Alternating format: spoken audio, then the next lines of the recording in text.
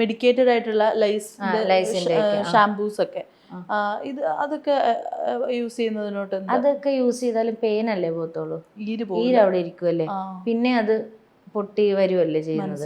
അപ്പോൾ ഞങ്ങൾക്ക് വരുന്ന മെയിൻ പ്രശ്നം എന്ന് വെച്ചാൽ ഈ ഷാമ്പൂ ഒക്കെ ഇല്ലേ, ഇത് യൂസ് ചെയ്ത് വാഷ് ചെയ്ത് കളയുമ്പോഴത്തേക്ക് ഈ ഈരില്ലേ ടൈറ്റായിട്ട് കയറി അങ്ങ് പിടിക്കും.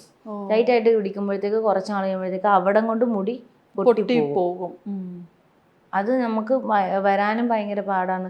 ഞങ്ങൾ ഈ ടഫായിട്ടുള്ളവരോട് ഞങ്ങൾ ചോദിക്കും ഷാമ്പു യൂസ് ചെയ്തായിരുന്നു, അപ്പോൾ അവർ പറയാം യൂസ് ചെയ്തായിരുന്നു. അതാണ് പ്രശ്നം. നോർമലി ഇരിക്കുകയാണെങ്കിൽ ജസ്റ്റ് ഇരുമ്പോൾ തന്നെ വരും. ഇത് ഇങ്ങനെ വരാത്തതെന്ന് വെച്ചാൽ ഷാമ്പു യൂസ് ചെയ്ത് പേനെല്ലാം കൊന്ന് അപ്പം ആ ഈരിലൊരു ചെറിയൊരു വ്യതിചലനം ഉണ്ടായിട്ട് അത് ടൈറ്റ് ആക്കും മുടി, പിന്നെ അത് പൊട്ടിയേ വരത്തുള്ളൂ അവിടെ നിന്ന്.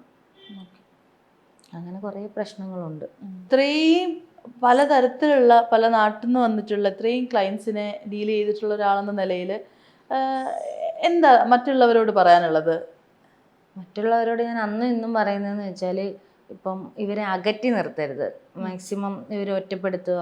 പിള്ളേരൊക്കെ ആണെങ്കിൽ അറിയാമല്ലോ, അവരുടെ മനസ്സൊക്കെ ഭയങ്കര വല്ലാതെ ലോലമായിട്ടുള്ളതാണ്. അപ്പോൾ അവരൊക്കെ അത് എന്താണ് പെട്ടെന്ന് എഫക്റ്റ് ചെയ്യും, പഠിത്തമൊക്കെ കുറയും, ഭയങ്കര ബുദ്ധിമുട്ടായിരിക്കും. അപ്പോൾ അത് ഞാൻ ചോദിക്കാൻ മറന്നുപോയി, ഈ പെയിൻ ഇതുപോലെ തലയിൽ ഇങ്ങനെ ബ്ലഡ് ഊറ്റി ഇവർക്ക് പഠിക്കാനുള്ളതൊന്നും ഇല്ല, ആക്റ്റീവ് അല്ല, ഒട്ടും ആക്റ്റീവ് അല്ല. അവർക്ക് എപ്പോഴും ക്ഷീണമായിരിക്കും, ഉറക്കമായിരിക്കും.